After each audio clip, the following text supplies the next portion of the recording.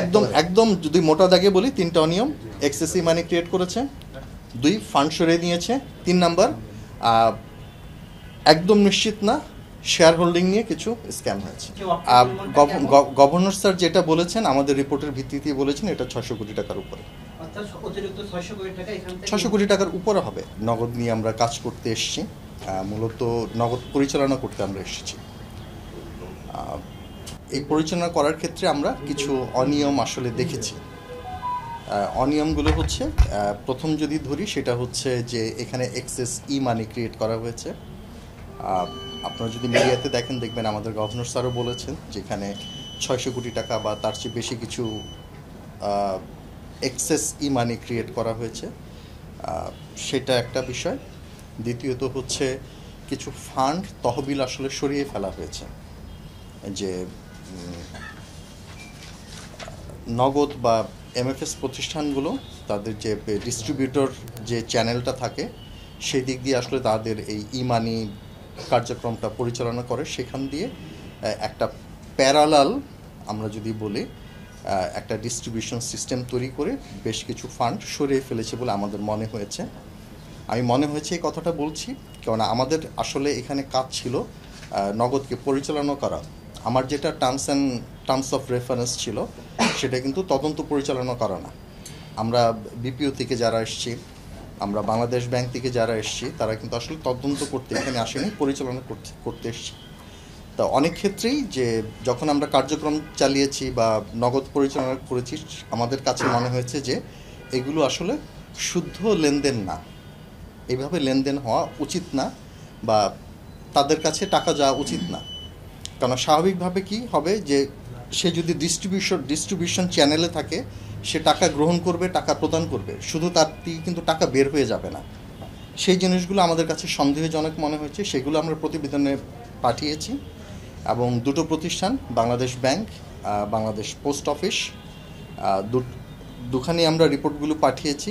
সেখান থেকেই তারা সেই রিপোর্টগুলো দুদকে চলে গিয়েছে। যেহেতু একটা সরকারি প্রতিষ্ঠান বাংলাদেশ পোস্ট অফিস, বাংলাদেশ ব্যাংকও সরকারি প্রতিষ্ঠান, খুব স্বাভাবিকভাবেই এই ধরনের কাজ নিয়ে আমাদের একটা রেগুলেটরি অথরিটি আছে, আইন প্রয়োগকারী দুর্নীতি দমন কমিশন আছেন, তারা এটা নিয়ে কাজ করছেন। আজকে প্রথম ওনারা এসছেন, আমি বাংলাদেশ ব্যাংকে মিটিংয়ে ছিলাম, আসলাম, কথা বললাম, সেই কাজগুলি তারা করছেন। এই টাকা তো সরিয়ে ফেলা হয়েছে, এগুলো কি মানি লন্ডারিং করা হয়েছে, মানে পাচার করা হয়েছে না কি আসলে? আমরা মানে মানি লন্ডারিং এর ডেফিনেশন আসবে কিনা সেটা আসলে বিএফআই বলবে, কিন্তু টাকা সরিয়ে ফেলা হয়েছে। গভর্নর স্যার যেটা বলেছেন আমাদের রিপোর্টের ভিত্তিতে বলেছেন এটা 600 কোটি টাকার উপরে। 600 কোটি টাকার উপরে হবে। ইমানের বিষয়টা হচ্ছে কি, এটা প্রতিদিন চেঞ্জ হয়।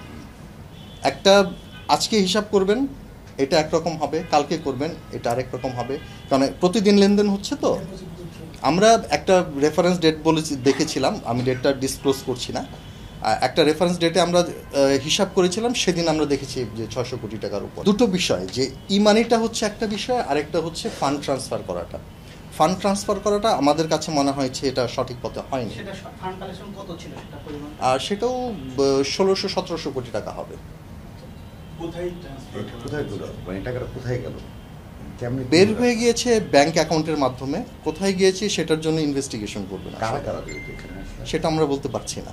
দেশের বাইরে মানে বিশাল একটা অঙ্ক ওই পর্যন্ত আমি প্রথমে বলেছি আমি তদন্ত করিনি, তদন্তর জন্য ওনারা এসছেন, ওনারা এখন তদন্ত করবে। আচ্ছা, শেয়ার হোল্ডার পার্সেন্টেজ বিদেশিদের আছে অ্যারাউন্ড 70%, 70% শেয়ার হোল্ডারদের। নগদের সাথে যে কাজটা হচ্ছিল বিপিওর সাথে, সেটা একটা চুক্তির ভিত্তিতে, এটাকে অবৈধ বলা যাবে না। হ্যাঁ, কিন্তু এখানে কতটুকু নজরদারি ছিল, কতটুকু নিয়ন্ত্রণ ছিল, সেটা নিয়ে হয়তো বা কম বেশি ঘাটতি আমরা বলতে পারি, কিন্তু কাজটা অবৈধ ছিল সেটা আমরা বলবো না। এবং এই কাজটুকু করার জন্য বাংলাদেশ ব্যাংকের অনুমোদন ছিল। বাংলাদেশ ব্যাংক কিন্তু অন্তর্বর্তী অনুমোদন দিয়েছে এই কাজটা করার জন্য। ব্যাংকটা আপনারা জানেন যে 30 জুন পর্যন্ত এই কাজটা করতে পারবে, এবং একটা ভ্যালিড অ্যাগ্রিমেন্ট বিপিও এবং নগদ লিমিটেড, যেটা প্রথমে নাম ছিল বোধহয় থার্ড ওয়েভ টেকনোলজি, তাদের মধ্যে একটা ছিল। সো এই কাজটা করতে পারতো তারা। দুটো জিনিস হচ্ছে, দুটো জিনিস, একটা ইমানি হচ্ছে কি আপনি বিকাশে বা নগদে আপনি যে টাকাটা আপনি লেনদেন করছেন এটা হচ্ছে আপনার ইমানি। আর অর্থনীতিতে নট অনলি ইন বাংলাদেশ, সারা দুনিয়াতে অর্থনীতিতে টাকা সরবরাহ করতে পারে একমাত্র কেন্দ্রীয় ব্যাংক। তা যখন আমরা ই মানিটা করি সেটার জন্য কি হয়, ফিজিক্যাল মানিটা সাপোর্ট রাখতে হয়। সেটা কোথায় থাকে? ট্রাস্ট কাম সেটেলমেন্ট অ্যাকাউন্ট নামে একটা আলাদা অ্যাকাউন্ট, সেটা হচ্ছে কাস্টমারের অ্যাকাউন্ট। এই যে নগদের কাস্টমার, তাদের অ্যাকাউন্ট, নগদ এখানে ট্রাস্ট হিসাবে কাজ করে। এখন ধরেন আমি 100 টাকা ট্রাস্ট কাম সেটেলমেন্ট আকার রাখলাম, 100 টাকা ই মানি ক্রিয়েট করলাম, দিস ইজ গুড প্র্যাকটিস।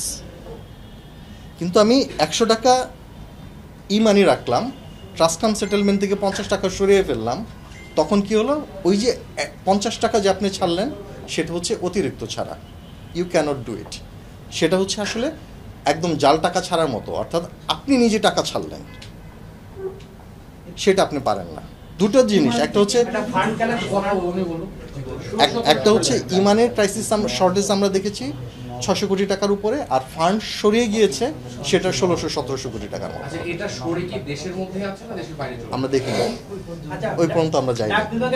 আর ডাক বিভাগের সাথে ইয়ে কি বলবেন আমাদের ডাক বিভাগ, আচ্ছা, একটা চুক্তিবদ্ধ সম্পর্ক যে ডাক বিভাগের হয়ে নগদ এই কাজটা করবে, এবং সেটা ছিল রেভিনিউ শেয়ারিং, যে 51% এইখান থেকে যে রেভিনিউকে আপনি যখন ক্যাশ আউট করছেন সেখান থেকে দেখেছেন 12 টাকা 50 পয়সা পাচ্ছে, বা আপনি মার্চেন্টে যখন লেনদেন করছেন সেখানে 1% বা পার্সেন্ট, সেই রেভিনিউর 51% ডাক বিভাগ পাবে, 49% পাবে। এই চুক্তি ভিত্তিতে তাদের সাথে এই কার্যক্রমটা পরিচালিত হচ্ছিল, এবং সেটা বাংলাদেশ ব্যাংকের অন্তর্বর্তীকালীন অনুমোদন। ভুল বলবো না, চুক্তিবদ্ধ সম্পর্ক, এবং যেহেতু একটা বৈধ কাজের জন্যই হয়েছিল, সেটাকে অবৈধ বলা বা অনৈতিক বলার সুযোগ নেই।